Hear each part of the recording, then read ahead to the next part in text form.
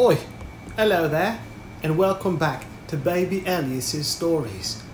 We now return to The Voyages of Doctor Dolittle by Hugh Lofting. Part 3. The first chapter. The Third Man. That same week, we began our preparations for the voyage. Joe, the muscle man, had the curlew moved down the river and tied it up along the river wall so it would be more handy for loading. And for 3 whole days we carried provisions down to our beautiful new boat and stowed them away.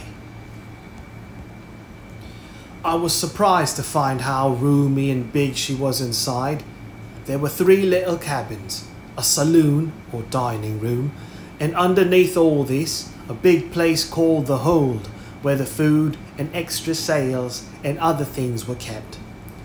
I think Joe must have told everybody in the town about our coming voyage, because there was always a regular crowd watching us when we brought the things down to put aboard.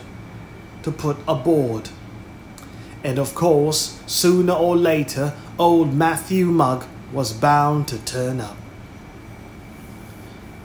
"My goodness, Tommy," said he, as he watched me carrying on some sacks of flour. "But that's a pretty boat. Where might the doctor be going to this voyage?" "We're going to Spider Monkey Island," I said proudly. "And be you the only one the doctor's taking along?" "Well, he has spoken of wanting to take another man," I said, "but so far he hasn't made up his mind." Matthew grunted, then squinted up at the graceful masts of the curlew. "You know, Tommy," said he, "if it wasn't for my rheumatism, I've half a mind to come with the doctor myself. There's something about a boat standing ready to sail that always did make me feel venturesome and travelish like. What's that stuff in the cans you're taking on?" "This is treacle," I said. 20 pounds of treacle."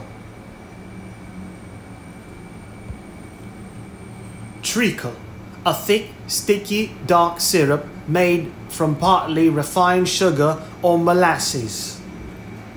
Treacle. "This is treacle," I said. 20 pounds of treacle." "My goodness," he sighed, turning away sadly. "That makes me feel more like going with you than ever. But my rheumatism is that bad I can't hardly—" I didn't hear any more, for Matthew had moved off, still mumbling, into the crowd that stood about the wharf. The clock in Puddleby Church struck noon, and I turned back, feeling very busy and important to the task of loading. But it wasn't very long before someone else came along and interrupted my work. This was a huge, big, burly man with a red beard and tattoo marks all over his arms. He wiped his mouth with the back of his hand, spat twice onto the river wall, and said, "Boy, where's the skipper?" "The skipper? What do you mean?" I asked. "The captain. Where's the captain of this craft?" he said, pointing to the curlew. "Oh, you mean the doctor?" said I. "Well, he isn't here at present." At that moment, the doctor arrived with his arms full of notebooks and butterfly nets and glass cases and other natural history things. The big man went up to him, respectfully touching his cap. "Good morning, Captain," said he. "I heard you was in need of hands for a voyage. My name's Ben Butcher, able seaman." "I am very glad to know you," said the doctor, "but I'm afraid I shan't be able to take on any more crew." "Why, but Captain," said the able seaman, "you surely ain't going to face deep sea weather with nothing more than this bit of a lad to help you, and with a cutter that big." The doctor assured him that he was, but the man didn't go away. He hung around and argued. He told us he had known of many ships being sunk through undermanning. he got out what he called his stiffecate, a paper which said what a good sailor he was, and implored us, if we valued our lives, to take him. But the doctor was quite firm, polite but determined, and finally the man walked sorrowfully away, telling us he never expected to see us alive again. Callers of one sort and another kept us quite busy that morning.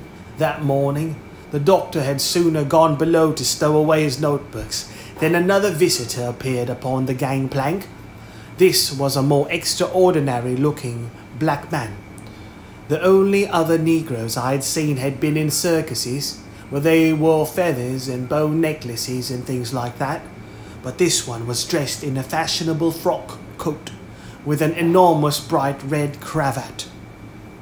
On his head was a straw hat with a gay band, and over this he held a large green umbrella. He was very smart in every respect except his feet. He wore no shoes or socks. "Pardon me," he said, bowing elegantly, "but is this the ship of the physician Dolittle?" "Yes," I said. "Did you wish to see him?" "I did, if it will not be discommodious," he answered.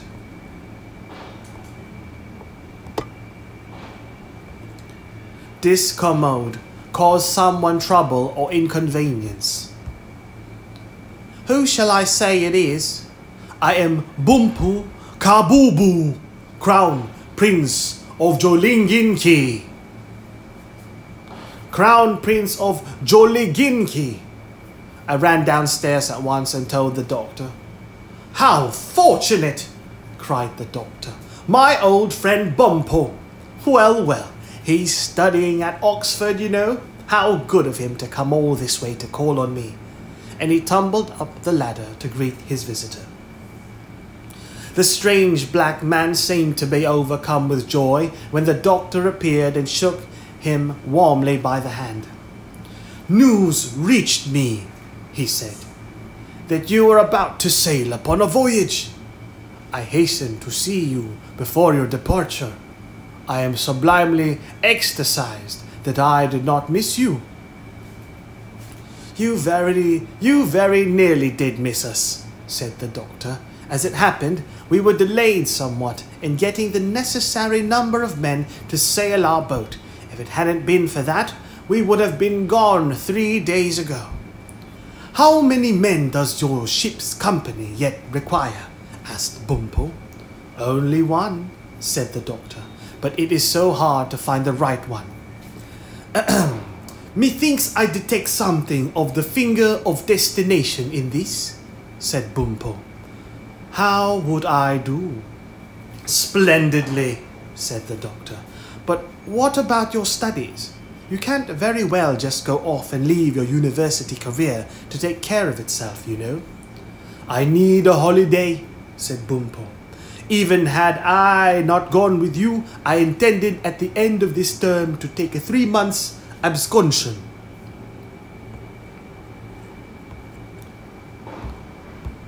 "But besides, I shall not be neglecting my edification if I accompany you. Before I left Joliginki, my august father, the king, told me to be sure and travel plenty. You are a man of great studiosity. To see the world in your company is an opportunity not to be sneezed upon. No, no, indeed." "How did you like the life at Oxford?" asked the doctor. "Oh, passably, said Bumpo. "I liked it all except the algebra and the shoes. The algebra hurt my head and the shoes hurt my feet. I threw the shoes over a wall as soon as I got out of the college quadrilateral this morning. And the algebra I am happy forgetting very fast. I like Cicero. Yes, I think Cicero's fine. So simultaneously. By the way, they tell me his son is rowing for our college next year. Charming fellow." The doctor looked down at the black man's huge bare feet thoughtfully a moment. "Well," he said slowly, "there is something in what you say, Bumpo, about getting education from the world as well as from the college. And if you are really sure that you want to come, we shall be delighted to have you. Because, to tell you the truth, I think you are exactly the man we need. The second chapter, Goodbye. 2 days after that, we had all in readiness for our departure. On this voyage, Jip begged so hard to be taken that the doctor finally gave in and said he could come. Polynesia and Chi-Chi were the only other animals to go with us. Jab-Jab was left in charge of the house, and the animal family we were to leave behind.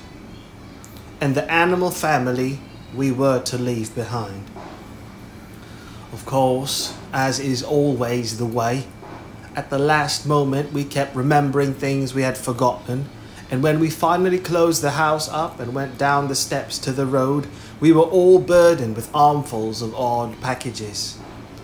Halfway to the river, the doctor suddenly remembered that he had left the stock pot boiling on the kitchen fire. However, we saw a blackbird flying by who nested in our garden, and the doctor asked her to go back for us and tell Dab-Dab about it. Down at the river wall, we found a great crowd waiting to see us off. Standing right near the gangplank were my mother and father.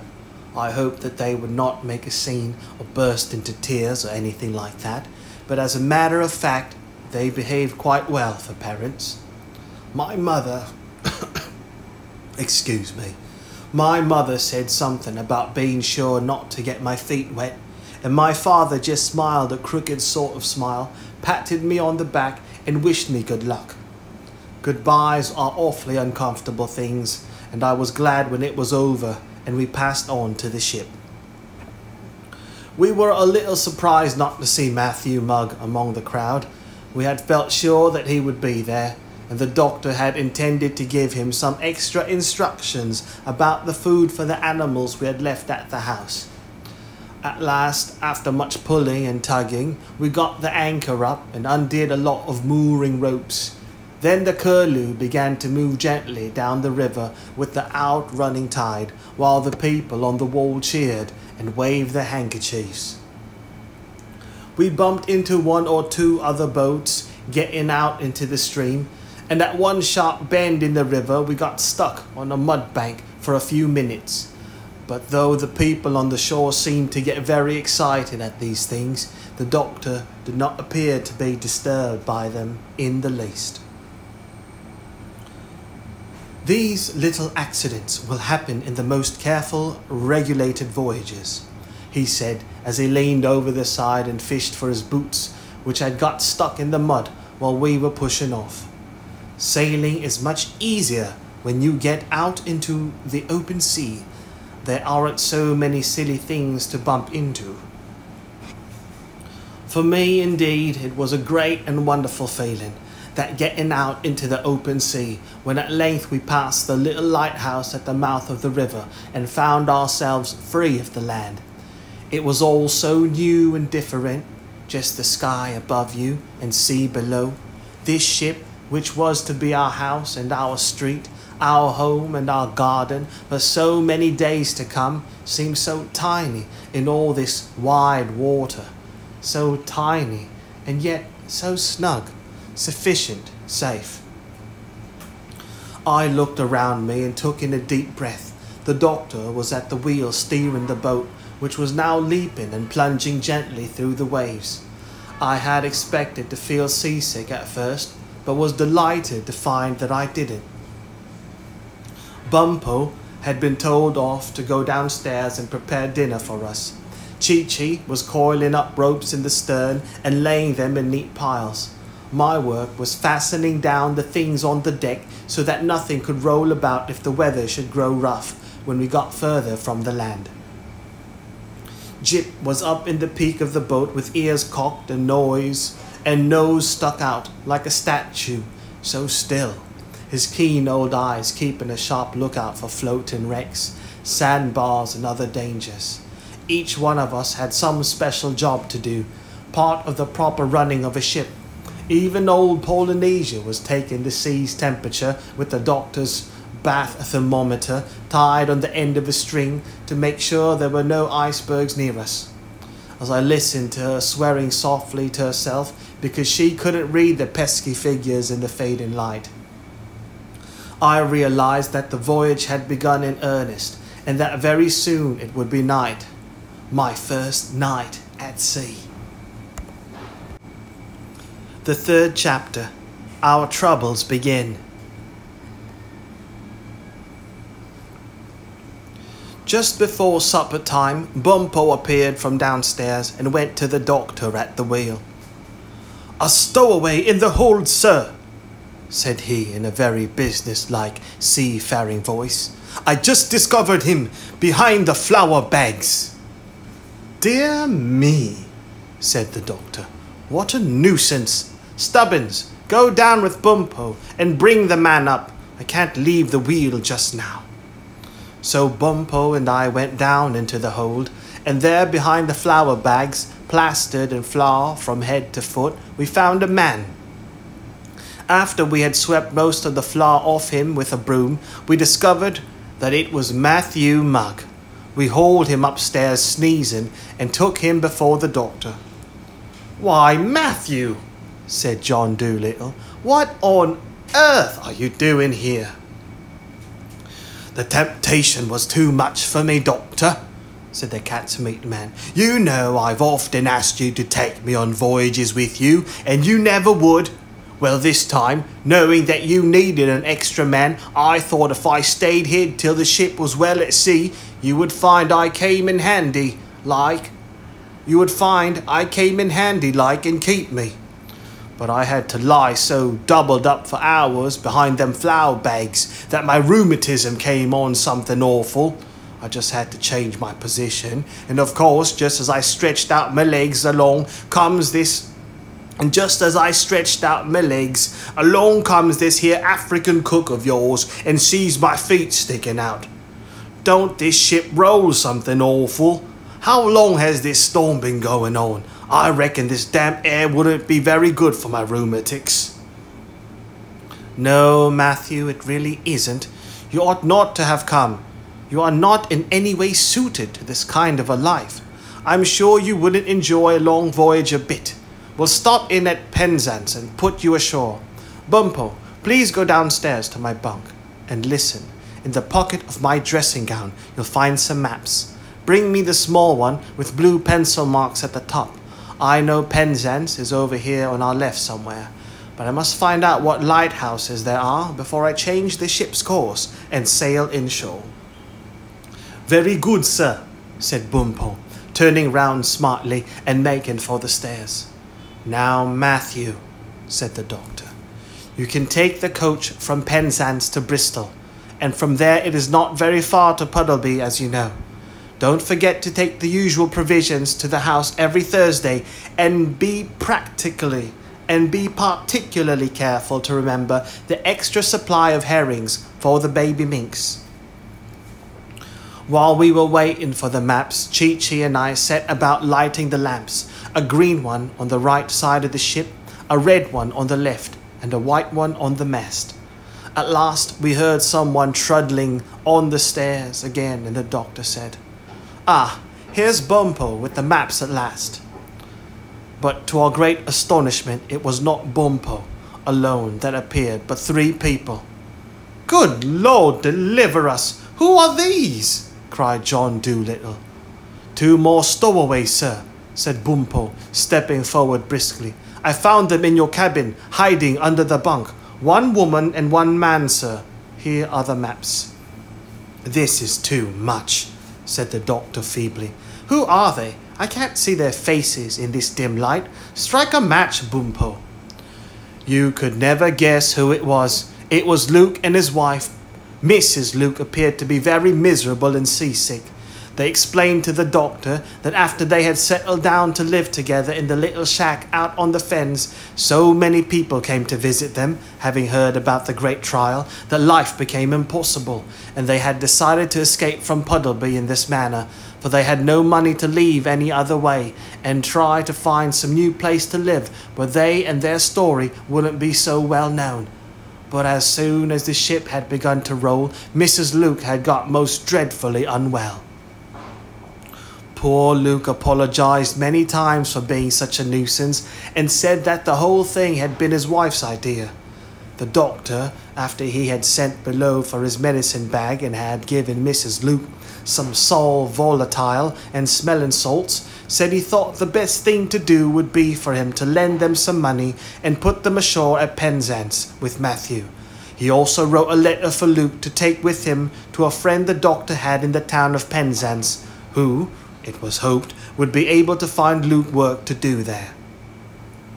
As the doctor opened his purse and took out some gold coins, I heard Polynesia, who was sitting on my shoulder watching the whole affair, mutter beneath her breath, "Ah, there he goes, lending his last blessed penny, £3.10, all the money we had for the whole trip. Ah, now we haven't the price of a postage stamp abroad. Now we haven't the price of a postage stamp aboard if we should lose an anchor or have to buy a pint of tar. Well, let's pray we don't run out of food. Why doesn't he give them the ship and walk home?"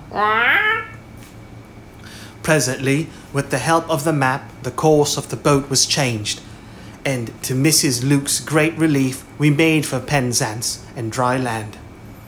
I was tremendously interested to see how a ship could be steered into a port at night with nothing but lighthouses and a compass to guide you.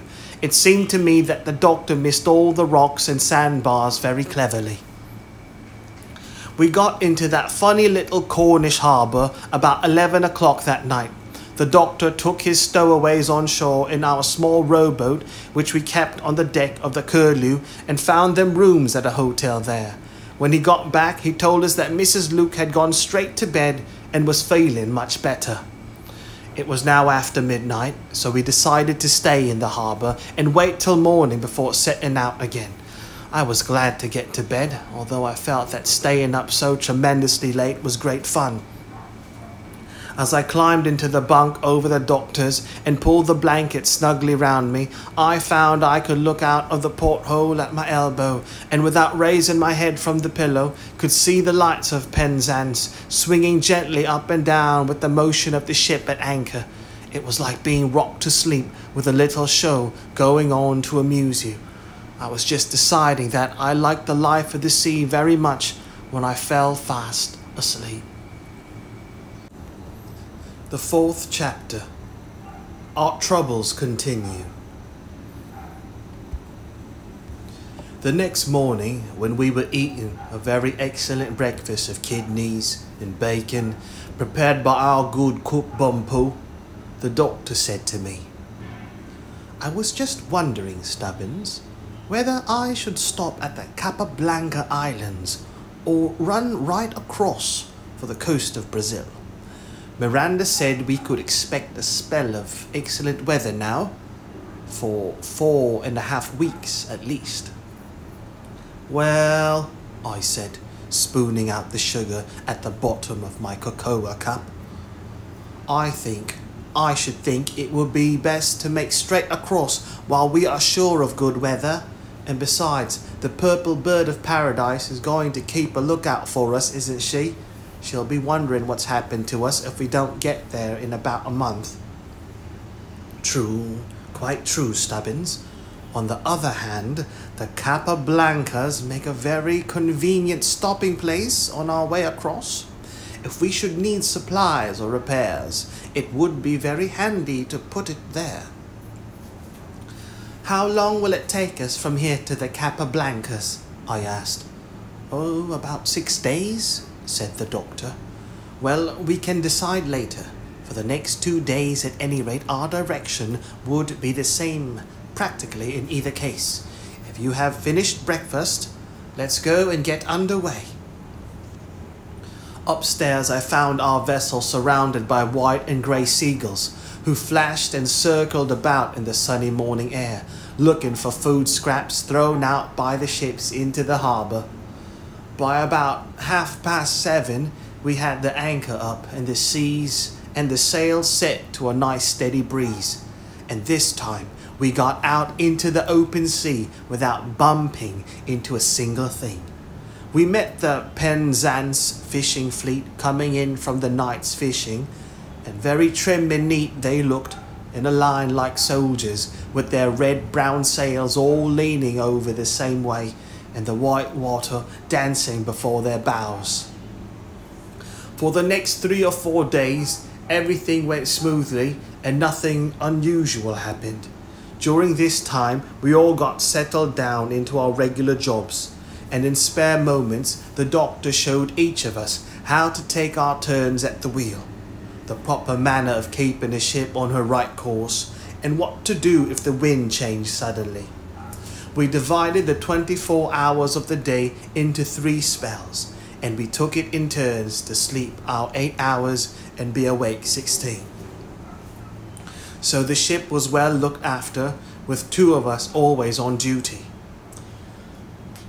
Besides that, Polynesia, who was an older sailor than any of us, and really knew a lot about running ships, seemed to be always awake, except when she took her couple of winks in the sun, standing on one leg beside the wheel. You may be sure that no one ever got a chance to stay abed more than his 8 hours while Polynesia was around.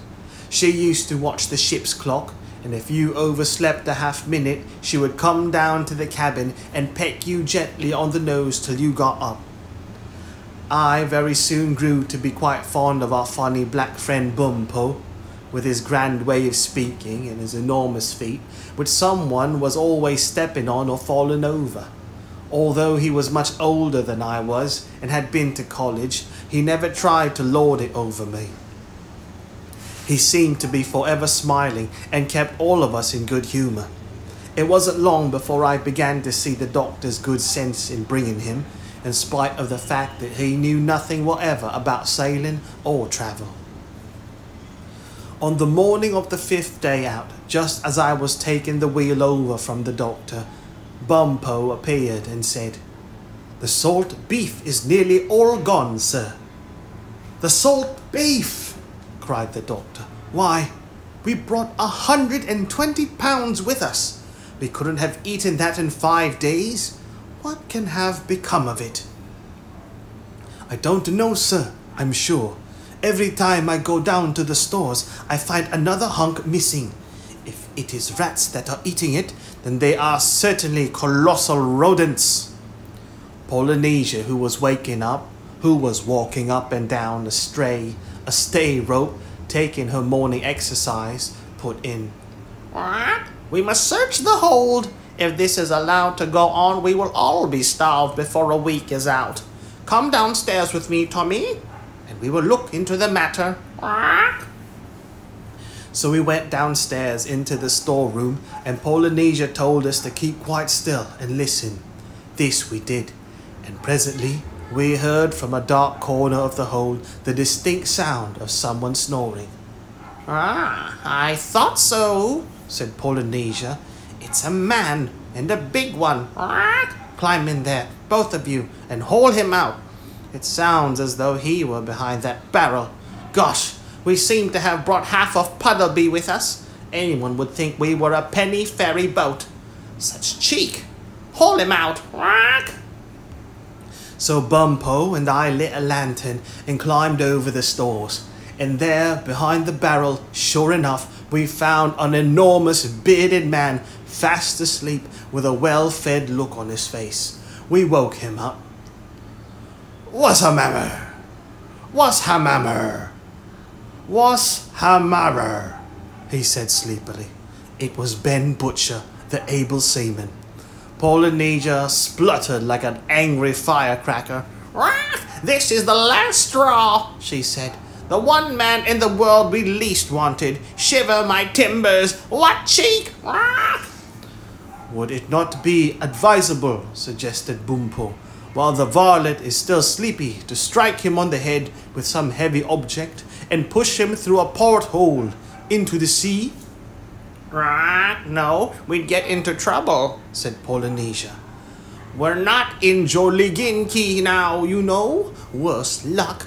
Besides, there never was a porthole big enough to push that man through. Bring him upstairs to the doctor." So he led the man to the wheel, where he respectfully touched his cap to the doctor.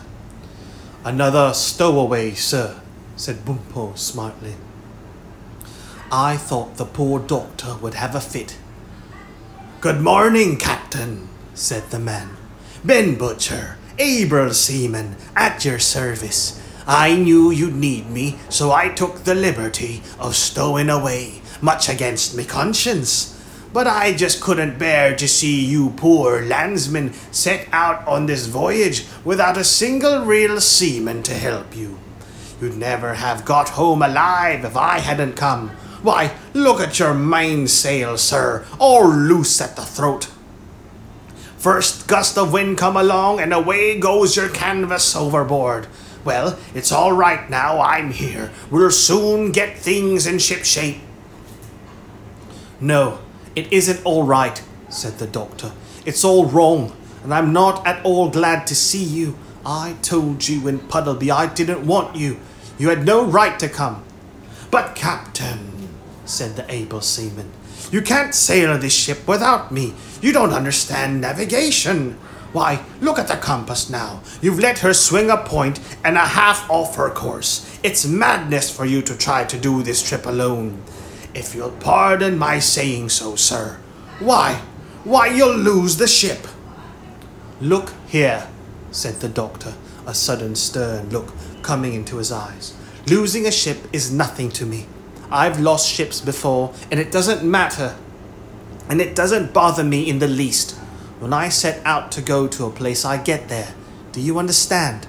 I may not know whatever about sailing, and I may know nothing whatever about sailing and navigation, but I get there just the same. Now, you may be the best seaman in the world, but on this ship, you're just a plain, ordinary nuisance. Very plain and very ordinary. And I am now going to call at the nearest port and put you ashore." "What? Yes, and think lucky yourself. Yes, and think yourself lucky," Polynesia put in, "that you are not locked up for stowing away and eating all our salt beef." "I don't know what mischief we're going to do now," I heard her whisper to Bumpo. "We've no money to buy any more, and that salt beef was the most important part of the stores." "Would it not be good political economy," Bumpo whispered back, "if we salted the able seaman and ate him instead? I should judge that he would weigh more than 120 pounds. "What? How often must I tell you that we are not in Jolliginki?" snapped Polynesia. "Those things are not done on white men's ships. Still," she murmured after a moment's thought, "it's an awfully bright idea. I don't suppose anybody saw him come onto the ship. Oh, but heavens, we haven't got enough salt. Besides, he'd be sure to taste of tobacco." The 5th chapter. Polynesia has a plan. When the doctor told me to take the wheel, while he made a little calculation with his map and worked out what new course we should take, "I shall have to run for the Capablancas after all," he told me when the seaman's back was turned. Dreadful nuisance, but I'd sooner swim back to Puddleby than have to listen to that fellow's talk all the way to Brazil. Indeed, he was a terrible person, this Ben Butcher. You'd think that anyone, after being told he wasn't wanted, would have had the decency to keep quiet. But not Ben Butcher. He kept going round the deck, pointing out all the things we had wrong. According to him, there wasn't a thing right on the whole ship. The anchor was hitched up wrong, the hatches weren't fastened down properly, the sails were put on back to front, all our knots were the wrong kind of knots. At last the doctor told him to stop talking and go downstairs. He refused, said he wasn't going to be sunk by landlubbers while he was still able to stay on deck. This made us feel a little uneasy.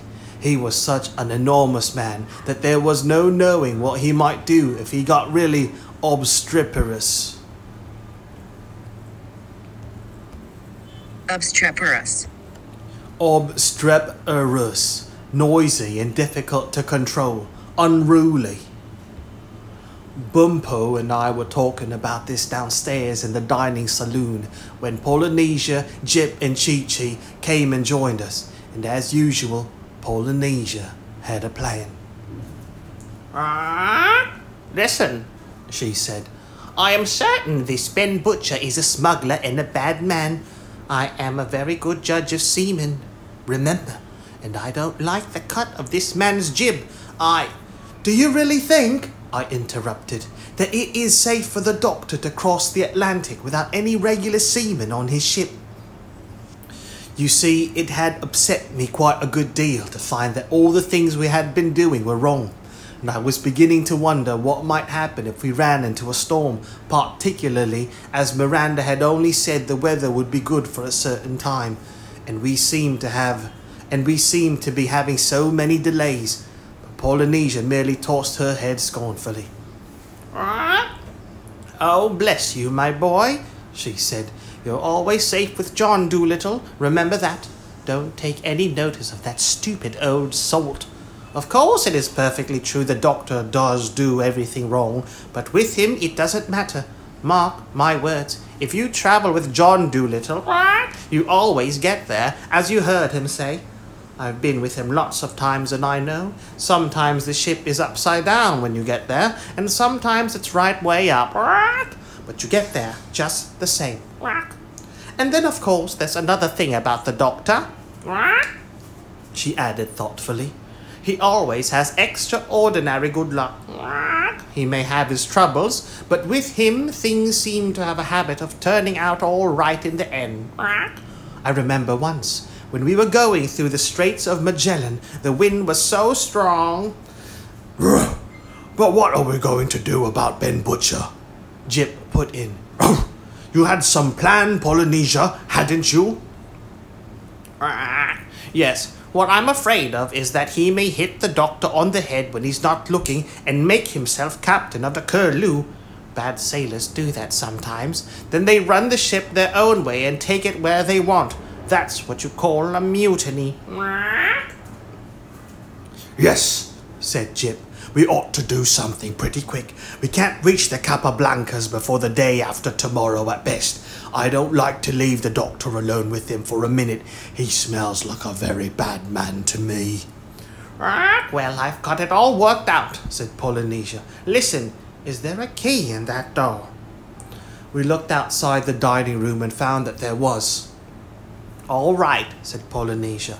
Now Bumpo lays the table for lunch and we all go and hide. Then at 12 o'clock, Bumpo rings the dinner bell down here. As soon as Ben hears it, he'll come down expecting more salt beef. Bumpo must hide behind the door outside. The moment that Ben is seated at the dining table, Bumpo slams the door and locks it. Then we've got him, see? How strategenius, Bumpo chuckled. As Cicero said, parrots come parishioners, facsimile congregation. I'll lay the table at once. Yes, and take that Worcestershire sauce off the dresser with you when you go out, said Polynesia. Don't leave any loose eatables around. That fellow has had enough to last any man for 3 days. Besides, he won't be so inclined to start a fight when we put him ashore at the Capablancas if we thin him down a bit before we let him out. So we all went and hid ourselves in the passage where we could watch that happen. And presently, Bumpo came to the foot of the stairs and rang the dinner bell like mad. Then he hopped behind the dining room door and we all kept still and listened.